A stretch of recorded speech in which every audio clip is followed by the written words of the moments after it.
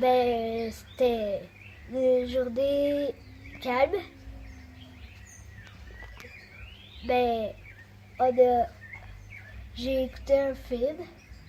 Ben, je vais écouter, je vais écouter un film.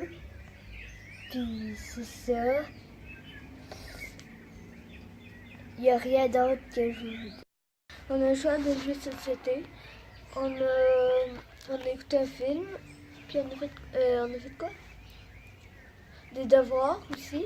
Puis on a vraiment pas fait beaucoup de choses aujourd'hui.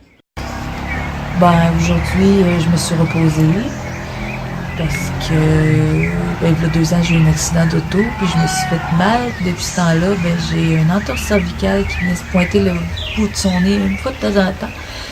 Puis là, c'est là que ça a tombé, fait que je me repose. Ce matin, je me suis réveillé plus motivé que jamais à réparer la foutue vanne. Non, je fais des blagues. La foutue vanne, elle se débrouille quand même assez bien, là. Oui, finalement, le bris, c'est un fil qui est entre le solénoïde et le starter qui est brisé. Donc, j'ai dû trouver une façon de le réparer, ce fil-là. C'est un fil qui passe beaucoup d'ampérage.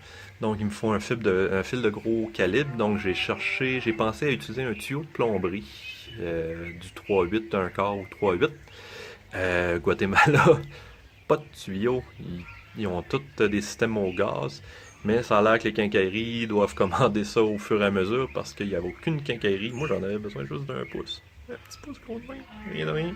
Non, il n'y en avait pas nulle part. Fait que finalement, j'ai fait mon propre tuyau en achetant du fil de cuivre, puis en l'entortillant autour d'un tournevis, puis en le soudant avec de l'étain.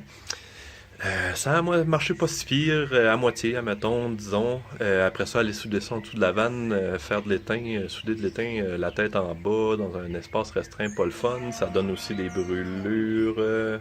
Brûlures comme ça ici. De l'étain qui tombe sur les bras et tout. Donc c'est principalement ça, mais ça fonctionne. Fait que je suis super content. Tout le monde est content aussi.